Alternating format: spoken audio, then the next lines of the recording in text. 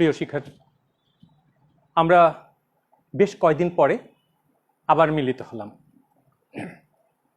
আমাদের গত ক্লাসের যে বিষয়টি ছিল সেটি বলছিলাম যে আমরা বাংলা সাহিত্য পড়ছি, কিন্তু বাংলা সাহিত্যের ইতিহাস সম্পর্কে খানিকটা ধারণা না নিয়ে আমরা শুধুমাত্র বাংলায় পড়ে যাচ্ছি।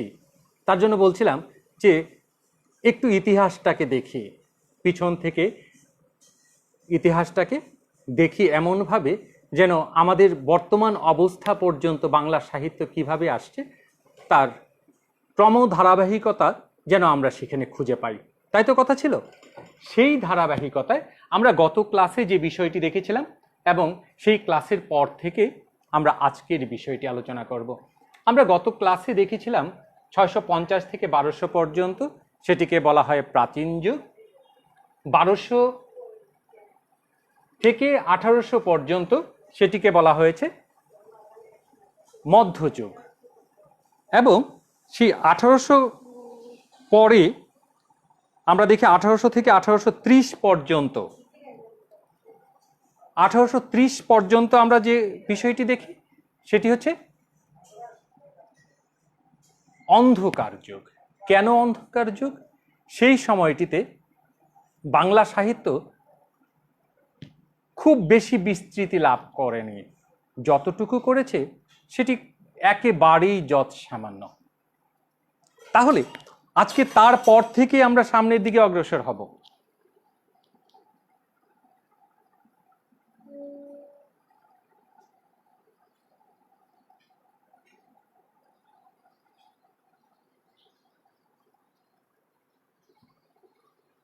আমরা সর্বশেষ করেছিলাম মঙ্গল কাব্য দিয়ে। মঙ্গল কাব্যের সর্বশেষ কবি হিসেবে আমরা পেয়েছিলাম ভারতচন্দ্রকে, ভারতচন্দ্র রায়গুণাকর। তাহলে এই যে ভারতচন্দ্র রায়গুণাকরকে আমরা পাচ্ছি, এই ভারতচন্দ্র রায়গুণাকর ছিলেন মধ্যযুগের এমন একজন কবি, তার কবিতার মাঝখান দিয়ে আমরা দেখতে পাই অন্নদামঙ্গলের মাঝখান দিয়ে আমরা মধ্যযুগের সমাপ্তি করি, আসি আধুনিক যুগে। এবং গতদিনের ক্লাসে এসে আমি আধুনিক যুগে এসে শেষ করে দিয়েছিলাম। আধুনিক যুগেরও মধ্যযুগের মতো দুটি অংশ রয়েছে। একটি হচ্ছে আধুনিক যুগের প্রথম পর্ব 1800 থেকে 1850, আর 1850 থেকে বর্তমান পর্যন্ত হচ্ছে অত্যাধুনিক যুগ বা আজকের যুগ।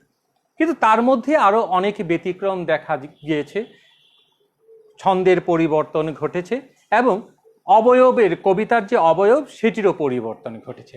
আধুনিক যুগে যেহেতু এসছি, আমার শুরুতেই একটি বিষয়ে জানা দরকার। আধুনিক যুগ থেকে আমরা খণ্ড কবিতা অর্থাৎ ছোট্ট ছোট্ট কবিতা আমরা পেয়ে গিয়েছি। তাহলে কবিতা বা কাব্য কাকে বলে? কবিতা বা কাব্য কাকে বলে? কেউ বলছে যে বাক্যের মধ্যে রস রয়েছে তাকে কবিতা বলে। রস তো অনেক বাক্যের মধ্যেই থাকতে পারে, তার জন্য সেটি কি কবিতা হতে পারে? যেমন আমরা যদি গদ্য দেখি, সেই ঈশ্বরচন্দ্র বিদ্যাসাগরের সেই গদ্যের মধ্যে এমন একটি ছন্দ আছে যেন একেবারেই সেটি পদ্মের অবস্থা ধারণ করেছে। শকুন্তলার অধরে নব পল্লব শোভার সম্পূর্ণ আবির্ভাব, বাহু যোগল কোমল বিটপের বিচিত্র শোভায় বিভূষিত, আর নব যৌবনে বিকশিত কুসুম রাশির ন্যায় সর্বাঙ্গ বেপিয়া রহিয়াছে। কিন্তু এটিকে আমরা কবিতা বলছি না। কেন বলছি না? কারণ কবিতার নির্দিষ্ট একটি বিষয় থাকে। তার ক্লাসটি আমি করেছিলাম, কবিতার ক্লাস হিসেবে ছন্দ নিয়ে একটি ক্লাস করেছিলাম। সেই ছন্দের ধারাবাহিকতায় আমরা যদিও এইখানে আসি, তাহলে আমরা দেখতে পারি যে কবিতা কাকে বলে। এই ক্ষেত্রে করলিজের সংজ্ঞাটি হচ্ছে সবচেয়ে বেশি সুন্দর। সুন্দরতম শব্দের সুষ্ঠুতম ব্যবহার হচ্ছে কবিতা।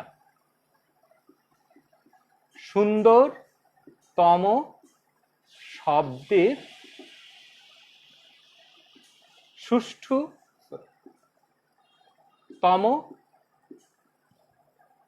ব্যবহার হচ্ছে কবিতা বা কাব্য। তাহলে এই যে সুন্দরতম শব্দের সুষ্ঠুতম ব্যবহার হচ্ছে কবিতা, তাই যদি হয়ে থাকে তাহলে সুন্দরতম শব্দ কি? ধরো যখন কবি কবিতা লিখেন তখন ধরো সূর্য, সব সময় কি সূর্যকে সূর্যই লিখবে? কেউ তার ছন্দের জন্য দিবাকর লিখতে পারে, কেউ বা প্রভাকর লিখতে পারে, কেউ বা আমাকে নিয়ে টানাটানি করতে পারে, ভাস্কর লিখতে পারে। অর্থাৎ সেই জায়গাটিতে কোন শব্দটি বেশি সুন্দর ব্যবহৃত হবে, তার জন্য তখন এই সূর্য, দিবাকর, প্রভাকর, ভাস্কর বা আরো কিছু বলি, সেই প্রতিশব্দগুলোর থেকে একটি সুন্দর শব্দকে সেইখানে যুক্ত করে। তাহলে কবিরা এক একজন শব্দের ভান্ডার, সেটি আমরা বলতেই পারি। আমরা 1800 খ্রিস্টাব্দে শুরুতেই যে কবিকে পাই তিনি হচ্ছেন ঈশ্বরচন্দ্র গুপ্ত। ঈশ্বরচন্দ্র গুপ্ত তিনি বাংলা সাহিত্যের এমন সময় আবির্ভূত হয়েছেন, তিনি প্রাচীন মধ্যযুগ এবং আধুনিক যুগ, আবারও বলছি মধ্যযুগ এবং আধুনিক যুগ, দুই যুগের সন্ধিক্ষণে তিনি জন্মগ্রহণ করেছেন। মধ্যযুগ সাথে যুক্ত হয়েছে আধুনিক যুগ। এখন এই মধ্যযুগ এবং আধুনিক যুগে জন্মগ্রহণ করার কবিতা লিখায় ওনাকে বলা হয়েছেন কি যুগ সন্ধিক্ষণ কবি। কারণটি কি? তার পিছনে একটি কারণও নিঃসন্দেহে আছে। তার কবিতায় আমরা দুটি বিষয় দেখতে পাই। একদিকে পাই তিনি অত্যন্ত আধুনিক কথা বলেছেন, অন্যদিকে আবার পশ্চাৎপদতার কথা বলেছেন। একদিকে তিনি ঘৃণা ভরে উচ্চারণ করছেন অধিক বিবাহের কথা, একের অধিক বিবাহ যারা করছেন তাদের ক্ষেত্রে, যেমন তিনি বলছেন শতেকে বিধবা হয় একের মরণে। আবার সেই কবি আবার কি করছেন, আবার আধুনিকতার কথা বলছেন, পশ্চাৎপদতার কথা বলছেন। এইখানে তিনি শতেক বিধবা হচ্ছে একজনের মরণের ফলেই, বহু বিধবার ফলশ্রুতিতে আমরা দেশকে আরো পিছনের দিকে নিয়ে যেতে চাচ্ছিলাম, কিন্তু যদিও পরবর্তীতে বিধবা বিবাহ চালু হয়। আমরা এখানে দেখতে পাই এই বিষয়টিকে তিনি খুব ঘৃণা ভরে দেখেছেন।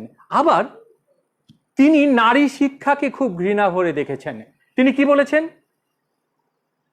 আর কি এরা এমন করে সাজ সেজতির ব্রত দেবে, আর কি এরা এমন করে পিড়ি পেতে অন্ন নেবে, কপালে যা লেখা আছে তার ফল তো হবেই হবে। ওরা এবি শিখে বিবি সেজে বিলেতি বলে কবেই কবে, এরা পর্দা তুলে ঘুমটা খুলে সেজে গুজে সবাই যাবে। লক্ষ্য করে দেখো, তিনি একদিকে আধুনিক কথা বলছেন, অন্যদিকে পশ্চাৎপদতার কথা বলছেন। একদিকে তিনি বলছেন মেয়েদের জীবন সম্পর্কে তিনি ভাবছেন, অন্যদিকে আবার তিনি চিন্তা করছেন যে না, এরা শিক্ষিত হতে পারবে না, এরা শিক্ষিত হলে সভা সমিতি করবে। আজকে সভা সমিতি করছে, তাতে কি কোনো রকম সমস্যা হচ্ছে? একই মানব সন্তান হয়ে একটি মানব সন্তানের অর্থাৎ মানুষের অর্ধেক যদি কোনো কাজ না করে তাহলে উন্নতি বেশি হবে, নাকি যদি সমানভাবে দুই দলই কাজ করে, নারী পুরুষ একসাথে কাজ করে, তাহলে উন্নতি হবে? তার জন্যই তো সেই উন্নতির কথা বলতে গিয়েই আজকে আমরা কি সম অধিকারের কথা বলছি। আমরা তারপরেই ঈশ্বরগুপ্তের পরেই যে কবিকে পাবো তিনি হচ্ছেন রঙ্গলাল। রঙ্গলালের নাম সেভাবেও যদি আমরা না জানি, একটি কবিতার কয়েকটি শব্দ বললেই আমাদের সবার মনে হয়ে যাবে, অর্থাৎ দুটি চরণে বললেই, স্বাধীনতাহীনতায় কে বাঁচিতে চায় হে, কে বাঁচিতে চায়, দাসত্ব শৃঙ্খলে বলো, কে পরিবে পায় হে, কে পরিবে পায়। এই যে বিষয়টি লক্ষ্য করে দেখো কত স্পষ্টভাবে আমাদের কাছে তুলে নিয়ে এসছেন। তারপরেই যে কবিকে পাবো সেই কবির কথা বলার অপেক্ষায় রাখে না। তাকে আমরা বলতে পারি আধুনিক বাংলা কবিতার স্রষ্টা বা আধুনিক বাংলা কবিতার ঈশ্বর। তিনি কি? তিনি হচ্ছেন মাইকেল মধুসূদন দত্ত।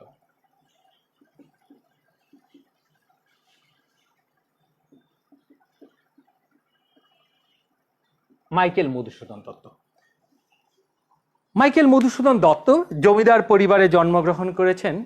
তার জীবনটি অতি সাধারণভাবেই কেটেছে, হয়তো বা সবার মনে হতে পারে, কারণ তিনি বাড়ি থেকে বিতাড়িত হয়েছেন, তিনি খ্রিস্ট ধর্ম গ্রহণ করেছেন, কিন্তু তিনি যতদিন বেঁচে ছিলেন রাজার মতো বেঁচে ছিলেন, অর্থাৎ মনের দিক থেকে তিনি রাজাই ছিলেন। যখন তিনি কপর্দকহীন হয়ে পড়েন, ঈশ্বরচন্দ্র বিদ্যাসাগর যখন তার কাছে টাকা পাঠায়, সেই টাকা তিনি অকপটে দান করে দিতে পারেন অন্যকে, অর্থাৎ তিনি পরদিন কি খাবেন সেই অবস্থান না জেনেই। তাহলে এই ব্যক্তিটির পক্ষেই সাহিত্য রচনা করা সম্ভব, কারণ তিনি উদার মনের ছিলেন, বৃহৎ মনের ছিলেন, আর বৃহৎ মনের মানুষ বিধায়ী তার দ্বারা শিক্ষিত বিদেশি সাহিত্যের অনুকরণ প্রিয়তা সবকিছু মিলিয়ে তিনি একটি বিশাল অবস্থানে চলে এসেছেন। যদিও তিনি শুরুতেই চেষ্টা করেছিলেন তিনি ইংরেজি সাহিত্যে নিজেকে প্রতিষ্ঠিত করতে, কিন্তু সেখানে যখন পারেননি তখন তিনি নিজ সাহিত্যে ফিরে এসেছেন। এবং নিজ সাহিত্যে ফিরে এসে তিনি কি করেছেন, তিনি বাংলা সাহিত্যকে এত বেশি দিয়েছেন যেটি বলার অপেক্ষা রাখে না। তুমি নাটকের দিকে খেয়াল করে দেখো, সেখানে যে নাটককে পাবো, বাংলা সাহিত্যের প্রথম সার্থক নাটক পাবো তার হাতে, বাংলা সাহিত্যের প্রথম সার্থক প্রহসন পাবো তার হাতে, বাংলা সাহিত্যের একমাত্র মহাকাব্য যদি আমি বলতে চাই, একমাত্র মহাকাব্য সৃষ্টি হয়েছে তার হাতে। অনেকেই মহাকাব্য সৃষ্টি করেছেন, কিন্তু সার্থক মহাকাব্য যদি বলতে চাই তাহলে মেঘনাদ বধ কাব্যই আমরা পাবো, যার কিছুটা অংশ তোমরা পড়ছ। তার একেবারেই জীবনের সায়ান্নে এসে তিনি লিখলেন নতুন এক সাহিত্য। সেটি কি করলেন, তিনি জীবন সায়ান্নে এসে তিনি লিখলেন সনেট, যার নাম দিয়েছেন চতুর্দশপদী কবিতা।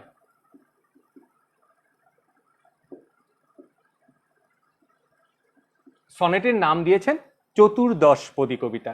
তার একটি কারণ আছে, এখানে 14টি চরণ আছে, প্রতি চরণে 14টি মাত্রা আছে। এটিকে দুই ভাগে ভাগ করা হয়, অষ্টক এবং শতক হিসেবে।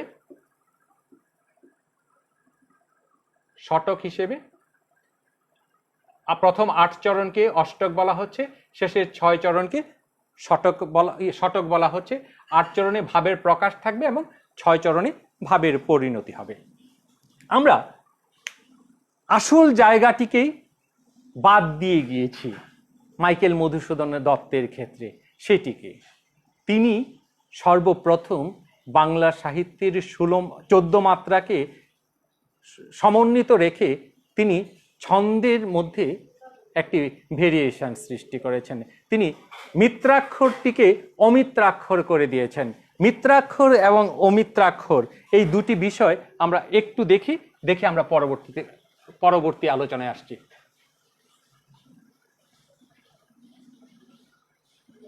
মিত্রাক্ষর কি? মিত্রাক্ষর হচ্ছে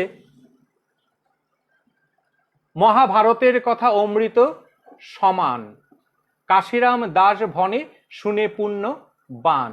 এই যে মান এবং বান প্রতি 2 চরণে একটি করে মিল রয়েছে, এই মিলটি তার কাব্য থেকে উঠে গিয়েছে। তার মহাকাব্য যখন আমরা পড়ব তখন দেখব সেটি নাই। উঠিলা রাক্ষস প্রতি প্রাসাদ শিখরে, কনক উদয়া চলে দিনমণি যেন অংশুমালী। কোথাও কোনো মিল নেই, কিন্তু তিনি যে 8-6-এর যে বেরিয়ারটা, এইটিকে কিন্তু ঠিক রেখেছেন। এইখান থেকে তিনি বেরিয়ে আসেননি। মহাকাব্যের যে গুরু গম্ভীরতা সেটি তিনি রেখেছেন।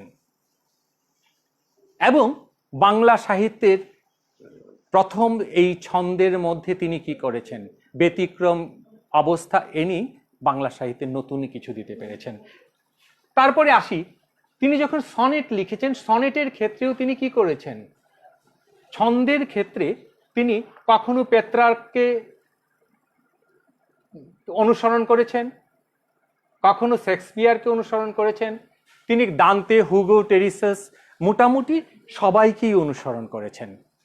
তাহলে আমরা বুঝতেই পাচ্ছি যে তিনি অনুসরণ করেছেন মানেই তাদের কাব্যগুলো তিনি পড়েছেন, এবং পড়ার ফলশ্রুতিতেই তার সনেট হয়ে উঠেছে বাংলা সাহিত্যের মাইল ফলক।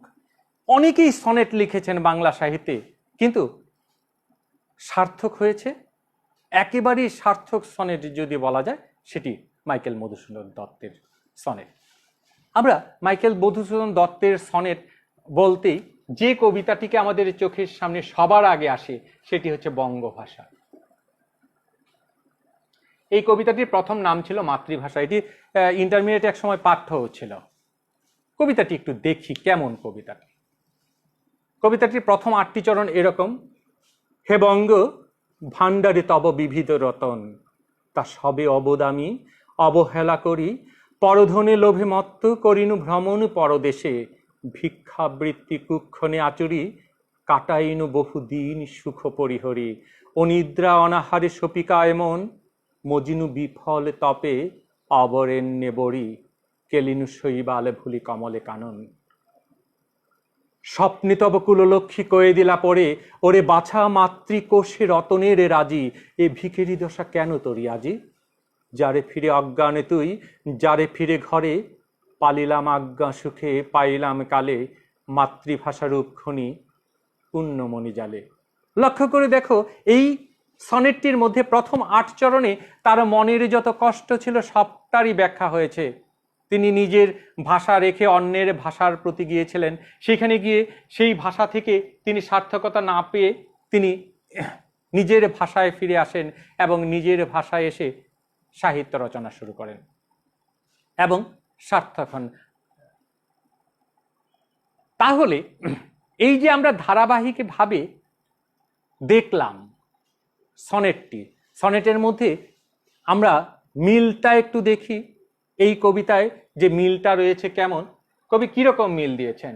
কবি মিল দিয়েছেন এই কবিতাটিতে ক খ ক খ খ ক খ ক গ ঘ ঘ গ উ উ। এটি হচ্ছে ষষ্ঠ আর এটি হচ্ছে অষ্টক। লক্ষ্য করে দেখো, এখানে ক যে কয়টা আছে এই কয়টির মধ্যে মিল থাকবে, খ যে কয়টি আছে সে খয়ের সাথে মিল থাকবে, গ যে কয়টি আছে গয়ের সাথে মিল হবে, ঘ যে কয়টা আছে ঘয়ের সাথে মিল হবে, আর উ মিল হবে। কিরকম বিষয়টি? আমি শেষ শব্দটা শুধু লিখবো, হে বঙ্গ ভাণ্ডারে তব বিবিধ রতন, তা সবে অবুধ আমি অবহেলা করি, পরধন লোভে মত্ত করিনু ভ্রমণ, পরদেশে ভিক্ষাবৃত্তি কুক্ষণে আচরি, কাটাইনু বহুদিন সুখ পরিহরি, অনিদ্রা অনাহারে সপিকায় মন, মজিনু বিফল তপে অবরেণ্যে বড়ি, কেলিনু শৈবাল ভুলি কমল কানন।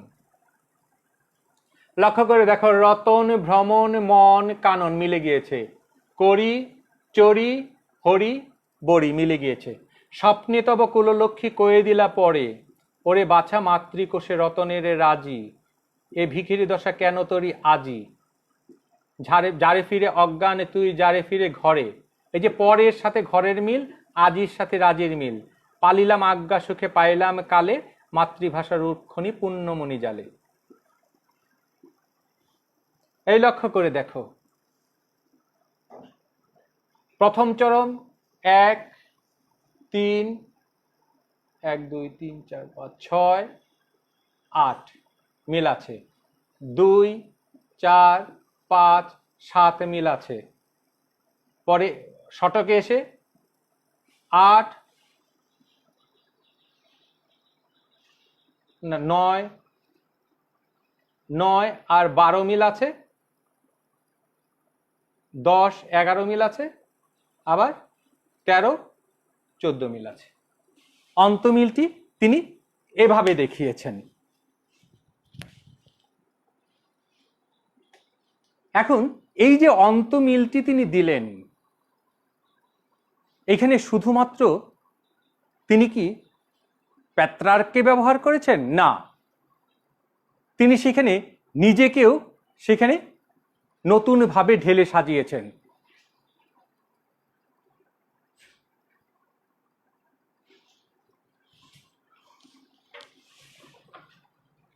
আমরা তার পরের অংশে আসি। বাংলা সাহিত্যের কবিতার ক্ষেত্রে যাকে পেলাম বললাম তো তিনি যুগস্রষ্টা একজন। তারপরে নতুন একটি ধারা পাবো, যে ধারাটির নাম গীতি কবিতার ধারা।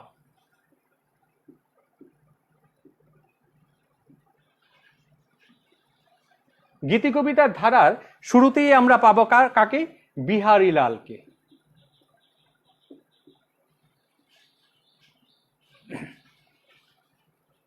বিহারীলাল চক্রবর্তী। এই বিহারীলাল চক্রবর্তী সর্বপ্রথম এসে গীতি কবিতা লিখলেন। তাহলে গীতি কবিতা আসলে কি?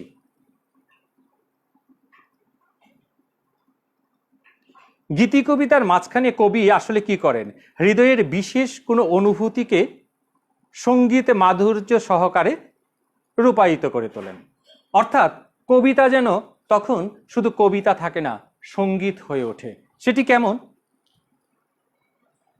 বিহারীলালের একটি কবিতার কয়েকটি লাইন দেখি।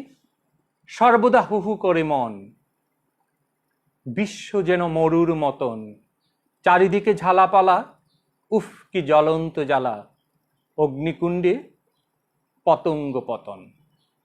লক্ষ্য করে দেখো, মানুষের জীবনের একেবারে খুব কাছের কথাগুলোকে তিনি কত সহজভাবেই আমাদের কাছে বলে দিয়েছেন। সর্বদা হু হু করে মন, মানুষের মন কখনো স্থির নয়। বিশ্ব যেন মরুর মতন, মরুভূমি কি শুষ্ক? বিশ্ব যেন মরুর মতন, চারিদিকে ঝালাপালা। আমরা কি সবসময় ভালো থাকতে পারি? পারি না। উফ কি জ্বলন্ত জ্বালা, মনের ভিতরে যেন আগুন লেগে গিয়েছে। সেই আগুনটি কেমন? অগ্নিকুণ্ডে পতঙ্গ পতন, যেমন আগুন দেখে পতঙ্গরা ঝাঁপিয়ে পড়ে, ঠিক তেমনি। সেই ধারাবাহিকতায় আমরা কৃষ্ণচন্দ্র মজুমদার, সুরেন্দ্রনাথ মজুমদার, দ্বিজেন্দ্রনাথ ঠাকুর, অক্ষয়চন্দ্র চৌধুরী, স্বর্ণকুমারী দেবী, অক্ষয় কুমার বড়াল প্রমুখ কবিকে পাব। অর্থাৎ গীতি কবিতার এই ধারাতেই আমরা এই কবিদের পাব। কিন্তু গীতি কবিতার ধারায় সর্বশ্রেষ্ঠ কবি যদি আমরা বলি, তাহলে আরেক যুগস্রষ্টার কথা বলতে হবে।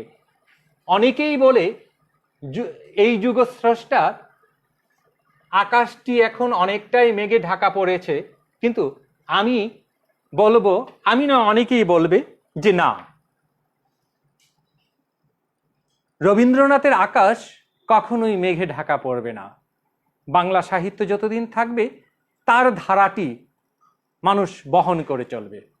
হয়তো তার ধারার মধ্যে কিছুটা নতুনত্ব আসবে, কিন্তু সেই ধারা জীবিত থেকে যাবে। গীতি কবিতার ধারার সর্বশ্রেষ্ঠ কবি হিসেবে আমরা রবীন্দ্রনাথকে পাই, এবং এই রবীন্দ্রনাথকে এমনভাবে আমরা পাই যে তিনি হচ্ছেন বাংলা সাহিত্যে এত বেশি লিখে গিয়েছেন যে তিনি যা লিখে গিয়েছেন সাধারণত একজন মানুষের পক্ষে এটা পড়ে শেষ করা সম্ভব হয় না। কারণ জীবনের সকল অধ্যায় যদি পার করে রবীন্দ্রনাথকেই কেউ চর্চা করেন, তাহলেও তার জীবনটা সমাপ্ত করতে পারবেন। রবীন্দ্রনাথের একটি কবিতা, যে কবিতাটি তোমাদের আগেই ছিল, সোনার তরী কবিতা, সেই সোনার তরী কবিতা যদি একজন মানুষ বারবার পড়ে, তবেও কিন্তু মানুষের জীবনটা পাল্টে যাবে। সোনার তরী কবিতায় আসলে কি বলা হয়েছে? সোনার তরী কবিতাটি এরকম: গগনী গরজে মেঘ ঘন বরষা, কুলে একা বসে আছি নাহি ভরসা, রাশি রাশি ভাড়া ভাড়া ধান কাটা হলো সারা, ভরা নদী ক্ষুরধারা খর পরশা, কাটিতে কাটিতে ধান এলো বরষা। একখানি ছোট ক্ষেত আমি একলা, চারিদিকে বাঁকা জল করেছে খেলা, পরপারে দেখি আঁকা তরু ছায়া মশি মাখা, গ্রাম খালি মেঘে ঢাকা প্রভাত বেলা, এপারেতে ছোট ক্ষেত আমি একলা। গান গেয়ে তরিবে কে আসে পারে, দেখে যেন মনে হয় চিনিও হারে, ভরা পালে চলে যায় কোনো দিকে নাহি চায়, ঢেউগুলো নিরুপায় ভাঙে দুধারে, দেখে যেন মনে হয় চিনিও হারে। ওগো তুমি কোথা যাও কোন বিদেশে, বারেকে ফেরাও তরি কোলেতে এসে, যেও যেথা যেতে চাও যারে খুশি তারে দাও, শুধু তুমি নিয়ে যাও ক্ষণিক হেসে, আমার সোনার ধান কুলেতে এসে। এতকাল নদী কুলে যাহা নিয়ে ছিনু ফুলে, সকলই দিলাম তুলে থরে বিথরে, এবার আমারে লহ করুণা করে। ঠাঁই নাই ছোট সে তরি, আমারই সোনার ধানে গিয়েছে ভরে। শ্রাবণ গগন ঘিরে ঘন মেঘ ঘুরে ফিরে, শূন্য নদীর তীরে রহিনু পড়ি, যাহা ছিল নিয়ে গেল সোনার তরি। এই যে সোনার তরি কবিতাটি, সোনার তরি কাব্যগ্রন্থের নাম কবিতা। এই কবিতার মধ্যে আমরা যদি ছন্দ বিন্যাস করতে চাই, দেখা যাবে সাধারণত এই কবিতাটি অক্ষরবৃত্ত ছন্দে লেখা, এবং এই অক্ষরবৃত্ত ছন্দে লেখা কবিতাটি একটি শব্দে এসে মাত্রাবৃত্ত হয়ে যাবে, সেটি হচ্ছে শূন্য নদীর তীরে রহিনু পড়ি। এই শূন্য শব্দটি এই কবিতাটিকে করে দিল কি মাত্রাবৃত্ত। মাত্রাবৃত্তে আমরা দেখি যুগ্মধ্বনি দুই মাত্রা বিশিষ্ট হয়। দুই মাত্রা বিশিষ্ট হয় যুগ্মধ্বনি। আর মাত্রাবৃত্ত ছন্দে যদি যুগ্মধ্বনি দুই মাত্রা বিশিষ্ট হয়, অক্ষরবৃত্ত ছন্দে একটু মনে করে দেখো, শব্দ প্রান্তিক দুই মাত্রা। শব্দের প্রান্তিতে বসলে দুই মাত্রা। এটি ক্লাসটি আমি করিয়েছি, সেইখানে গেলেই খেয়াল করে দেখতে পাবে। তাহলে এই যে বিষয়টি দেখতে পাই, একমাত্র রবীন্দ্রনাথ ঠাকুরই মাত্রাবৃত্ত ছন্দকে গভীরভাবে ব্যবহার করেছেন। তারপরে অনেকেই ব্যবহার করেছেন, অনেকেই এখানে এখনো ব্যবহৃত হয়, কিন্তু সেই চর্যাপদে যে মাত্রাবৃত্ত ছন্দকে আমরা পাই, সেই চর্যাপদের মাত্রাবৃত্ত ছন্দকে, মাত্রাবৃত্ত ছন্দ আমাদের খুব দোরগোড়ায় নিয়ে আসেন রবীন্দ্রনাথ ঠাকুর। ধারাবাহিকভাবেই তিনি মাত্রাবৃত্ত ছন্দে লিখে যান। এবং শামসুর রহমান, আমাদের খুব আধুনিক কবি একজন শামসুর রহমান, তিনিও মাত্রাবৃত্ত ছন্দে কবিতা লিখেছেন। সকল কবি, নির্মলেন্দু গুণ লিখেছেন, মোটামুটিভাবে সকল কবি মাত্রাবৃত্ত ছন্দে কবিতা লিখছেন। তোমরা পড়েছো স্বাধীনতা তুমি রবি ঠাকুরের অজর কবিতা অবিনাশী গান, এই কবিতাটাও মাত্রাবৃত্ত ছন্দে লেখা। আমি এই কথাটি বলতে চাই, রবীন্দ্রনাথের শেষ জীবনের সাহিত্য যেগুলো, সেই সাহিত্যের একটি হচ্ছে জন্মদিনে। জন্মদিনে হচ্ছে রবীন্দ্রনাথের শেষ দিকের সাহিত্য। এবং জন্মদিনে কাব্যগ্রন্থে যখন আসি, সেখানে এসে দেখি রবীন্দ্রনাথ নিজেকে নতুনভাবে জানতে চেষ্টা করছেন। অর্থাৎ পৃথিবীকে তার যতটুকু দেওয়ার আমরা জানি তার থেকে অনেকে বেশি দিয়েছেন, কিন্তু রবীন্দ্রনাথ নিজেই বুঝতে পেরেছেন তিনি পৃথিবীকে কিছুই দিতে পারেননি। তার প্রমাণ হিসেবে তোমরাই পড়েছ, যে আছে মাটির কাছাকাছি, সে কবির বাণীর লাগি কান পেতে আছি। অর্থাৎ রবীন্দ্রনাথ এইখানে নিজেকেই সমালোচনা করছেন। কিভাবে? আমার কবিতা জানি আমি গেলেও বিচিত্র পথ হয় নাই সর্বত্রগামী।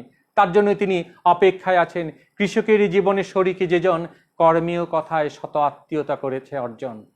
যে আছে মাটির কাছাকাছি, সে কবির বাণীর লাগি কান পেতে আছে। সেই তো আমরা রবীন্দ্রনাথকে পেলাম। রবীন্দ্র সাহিত্য অর্থাৎ রবীন্দ্রনাথ বাংলা সাহিত্যের একটি আকাশের মতো বিস্তৃতি। সেই আকাশে কখনো কখনো আমরা অগ্নুৎপাত দেখতে পাই, কখনো কখনো উল্কাকে ছুটে আসতে দেখতে পাই, কিন্তু আকাশের কোনো পরিবর্তনে ঘটে? রবীন্দ্রনাথ অনেকটা সমুদ্রের মতো, সে শান্তই থাকে, কিন্তু কখনো ঝড়ে সবকিছু ভেঙে দিতে চায়। এই ঝড়ের মতো যারা, তারা হচ্ছে রবীন্দ্র আকাশের একটি নির্দিষ্ট স্থান দখল করে আছে। কারণ ঝড়গুলো সেই সমুদ্রের যে ঝড়গুলো ওঠে, সেইগুলোকে আমরা মনে রাখি। রবীন্দ্রনাথের ঠিক সাহিত্যের যখন শেষ দিক, 30-এর দশকের কবিরা এসে পঞ্চপাণ্ডব এসে বললেন যে রবীন্দ্রনাথের আসলে যুগ শেষ হয়ে গিয়েছে, তার উচিত এখন কি স্বেচ্ছায় নিজেকে কবিতা থেকে সরিয়ে নেওয়া। কিন্তু রবীন্দ্রনাথ তখনও জীবিত, আর রবীন্দ্রনাথ যেহেতু জীবিত, তিনি কি সেভাবেই ছেড়ে দিতে পারেন তার নিজের এই আকাশটিকে? তিনি ছাড়েননি। আধুনিক কবি যারা আছেন, জীবনানন্দ দাশ, বিষ্ণুদে, সুধীন্দ্রনাথ, তারপরে বুদ্ধদেব এবং অমিয় চক্রবর্তী, যাদেরকে পঞ্চ পাণ্ডব বলা হয়, তারা এসে বলে রবীন্দ্রনাথের যুগ শেষ হয়ে গিয়েছে। রবীন্দ্রনাথের যুগের মধ্যে তারা নতুন কিছু আনতে চেষ্টা করে, আধুনিকতা আনতে চেষ্টা করে। সে আধুনিকতা কি? সে আধুনিকতা হচ্ছে গদ্য, ছন্দ, ভঙ্গুর প্রেম, তুচ্ছাতি তুচ্ছ বস্তুর ব্যবহার, এইসব।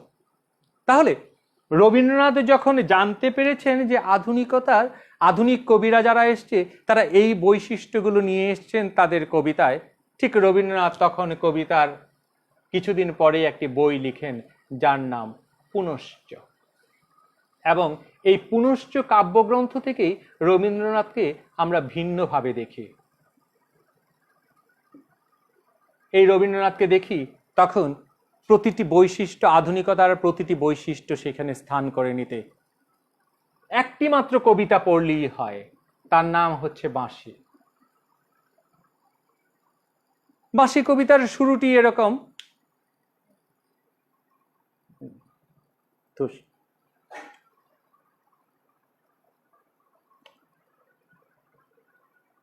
কিনু গোয়ালার গলি, দুঃখিত, কিনু গোয়ালার গলি, দুতলা বাড়ি, লোহারে গড়াদে দেয় একতলা ঘর, পথের ধারি।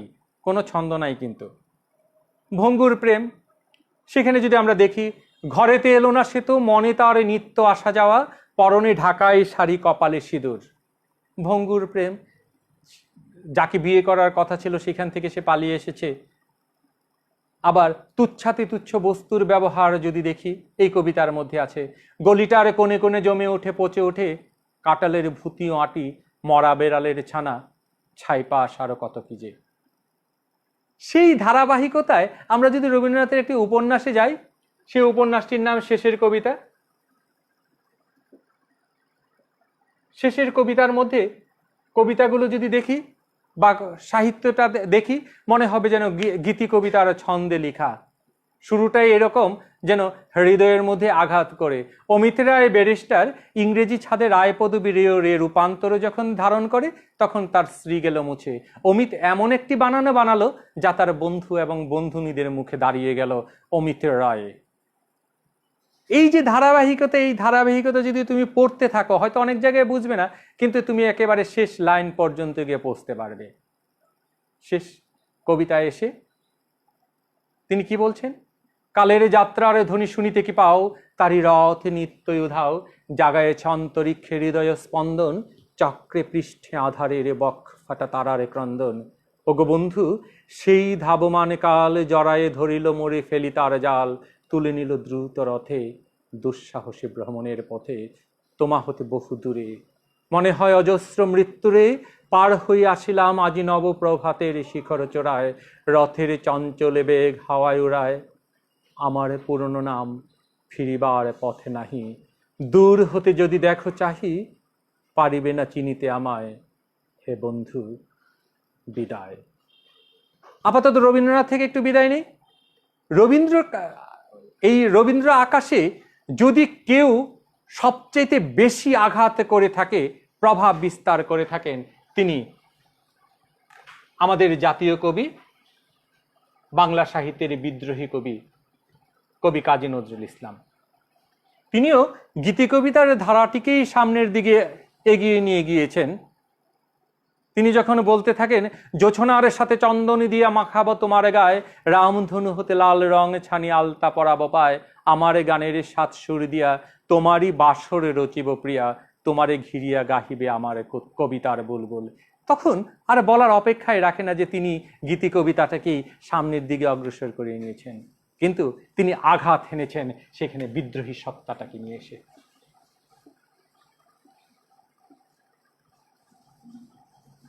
এই কবিতার মধ্যে কবি কিন্তু তার নিজেকে প্রকাশ করেছেন, মম এক হাতে বাঁকা বাঁশেরও বাঁশরি, আর হাতে রণতুর্য। তিনি একদিকে প্রেম এবং একদিকে বিদ্রোহকে নিয়ে সামনের দিকে অগ্রসর হয়েছেন। আমি আজকে এখানেই শেষ করব। কালকে আগামী দিনের ক্লাসে নজরুল থেকে শুরু করে তোমাদের এই ক্লাসের সমাপ্তি ঘোষণা করব। অর্থাৎ যে 3টি ক্লাস আমি করব বলেছিলাম সেই 3টি ক্লাসে শেষ করব আগামী দিন। আমরা বিদায় নিচ্ছি আজকের দিন থেকে। যদি বেঁচে থাকি আবার দেখা হবে, রবীন্দ্রনাথের মতো আবার বলতে হয়, যদি মরণ আসে তখন সেই কথাটি যেন আপন করে নিতে হবে। মরণরে তুহু মম শ্যাম সমান, মেঘ বরণ তুজ মেঘ জটা জুট, রক্ত কমল কর রক্ত অধর পুট, তাপ বিমোচন করুণ কর তব মৃত্যু অমৃত কর দান, তুহু মম শ্যাম সমান। কিন্তু এখানে একটি কথা থাকে, সেই রবীন্দ্রনাথই বলে দিয়েছেন যে আমাদের বাঁচতে হবে। কেন বাঁচতে হবে? মরিতে চাহি না আমি সুন্দর ভুবনে, মানবেরই তরে আমি বাঁচিবার চাই। আমরা প্রত্যেকের তরে প্রত্যেকই বিধায় এই পৃথিবীতে আমাদের বেঁচে থাকা, এবং আমরা সবাই ঘরে থাকব, সুস্থ থাকব, সুন্দর থাকব। আগামীতে আবার দেখা হবে। সবাইকে শুভেচ্ছা জানাচ্ছি। শুভ অপরাহ্ন। ধন্যবাদ সবাইকে।